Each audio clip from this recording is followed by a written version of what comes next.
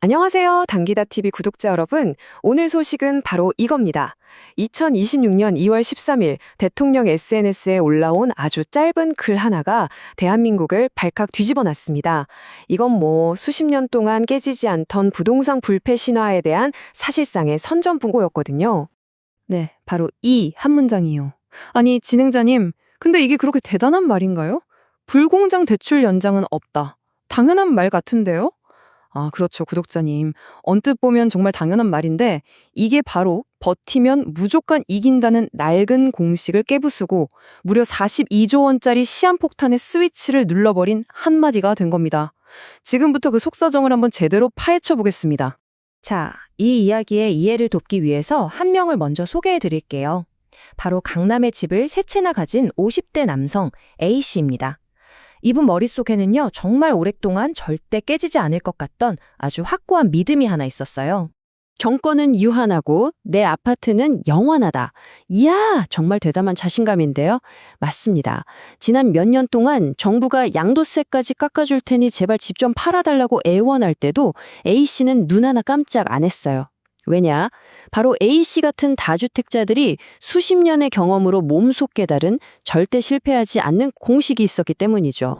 바로 이겁니다. 불패의 공식.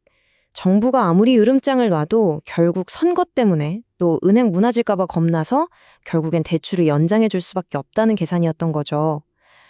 그러니까 이 투기적 버티기가 A씨 같은 사람들한텐 가장 합리적인 투자 전략이었던 셈이고요. 스스로를 부동산 시장이라는 배의 선장쯤으로 여겼던 겁니다. 하지만 이 선장님들이 미처 몰랐던 게 하나 있었어요. 새로운 선장은 배에 구멍을 내서라도 항로를 바꾸려는 사람이었다는 걸요. 그러니까 대통령의 그 한 문장은 그냥 우리 이렇게 할 거예요 하는 정책 발표가 아니었던 거예요. 모호한 표현 하나 없이 아주 직설적이고 차가웠잖아요. 이건 시장의 오랜 관행 그 자체와의 전면전을 알리는 말 그대로 선전포고였던 겁니다. 그리고 이 전쟁은 그냥 말로만 끝난 게 아니었습니다.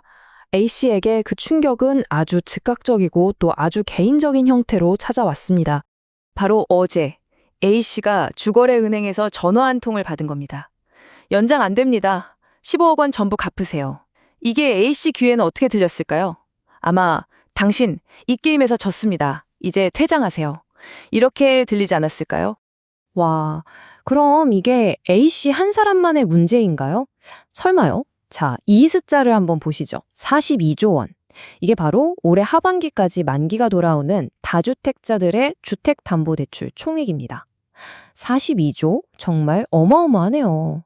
네, 42조 원. 감이 잘 안 오시죠? 우리나라 1년 국방위 예산의 무려 3분의 2에 달하는 돈입니다. 이 거대한 칼날이 과거의 낮은 금리랑 느슨한 규제 덕보면서 자산을 불려온 사람들의 목 바로 위까지 지금 떨어진 상황인 거죠. 아니, 근데 이렇게 갑자기 돈을 다 갚으라고 하면 시장이 너무 위험해지는 거 아닌가요? 은행도 위험하고요. 네, 바로 그 지점 때문에 반론이 터져 나옵니다. 이건 시장 원리를 무시하는 처사다. 금융 시스템 전체를 위험에 빠뜨릴 수 있다. 충분히 할 수 있는 걱정이죠. 그런데 대통령이 아주 날카로운 질문 하나로 이 논란의 판을 완전히 뒤집어 버립니다. 바로 이 질문입니다. 그렇다면 규칙을 지킨 사람들은 뭐가 됩니까? 이 한마디가 논의의 초점을 확 바꿔버리면서 그동안은 잘 들리지 않았던 또 다른 목소리들을 수면 위로 끌어올리기 시작했습니다. 예를 들면 이런 목소리요. 무리하게 빚내서 집 사는 거 아니라고 생각해서 안 샀더니 주변에서 바보 소리 들었다는 시민 B씨. 이분은 오히려 속에다 후련하다고 말합니다. 이제야 비로소 정의가 바로 서는 것 같다고요. 또 내 집 마련을 꿈꾸던 시민 C씨의 목소리도 있습니다. 다주택자들이 대출을 연장해서 집을 팔지 않고 꽉 쥐고 있으니까 집값이 너무 올라서 좌절했는데 저 사람들 대출을 막는 게 마치 치워졌던 사다리를 우리를 위해 다시 놔주는 것 같다고 말이죠. 바로 이 지점입니다. 다주택자 A씨에게는 정말 비극적인 상황이잖아요? 근데 성실하게 살아온 B씨와 C씨에게는 이게 정의의 실현이고 새로운 기회가 되는 이 아이러니. 결국 이 정책은 우리 사회 전체에 묻고 있는 거예요. 우리는 누구의 눈물을 더 먼저 닦아줘야 합니까? 그럼 진행자님, 정부는 왜 이렇게까지 사회적 갈등이 커질 걸 알면서도 정책을 밀어붙이는 걸까요? 더 큰 그림이 있는 건가요? 네, 아주 정확한 질문입니다. 정부가 피하고 싶었던 아주 명확한 역사적 사례가 있었습니다. 바로 일군의 잃어버린 30년입니다.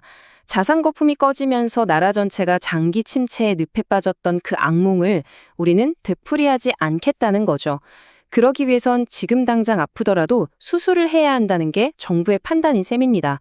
그래서 정부의 입장은 아주 명쾌해요. 물론 시장은 힘이 세죠. 하지만 그 게임의 규칙을 정하는 건 정부입니다. 그리고 이제부터 다주택자 대출 연장은 반칙으로 규정하겠습니다. 심판은 반칙하는 선수를 퇴장시키는 게 역할이죠. 딱 이겁니다. 그래서 최종 목표는 이거예요. 단기적으로 급매물이 쏟아져서 시장의 충격을 받는 건 감수하겠다. 그 대신 버티면 오른다는 이 투기 기대 심리, 이 고질적인 문제를 이번에 뿌리 뽑겠다. 그래서 주택을 투기 수단이 아니라 원래 목적인 거주 수단으로 되돌려 놓겠다는 거죠. 42조 원. 이 문제는 이제 단순한 부동산 정책을 넘어서고 있습니다.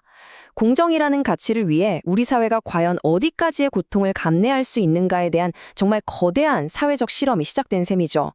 과연 이건 시장을 파괴하는 포퓰리즘일까요? 아니면 비정상을 정상으로 되돌리는 역사적인 결단일까요? 구독자 여러분의 생각이 대한민국의 미래를 결정할 겁니다. 오늘 이야기가 유익하셨다면 구독과 좋아요로 저희 당기다TV를 응원해주세요. 여러분의 귀에 더 유익한 지식을 쏙쏙 넣어드리기 위해 더 깊이 있는 분석으로 다시 찾아뵙겠습니다. 지금까지 당기다TV였습니다. 감사합니다.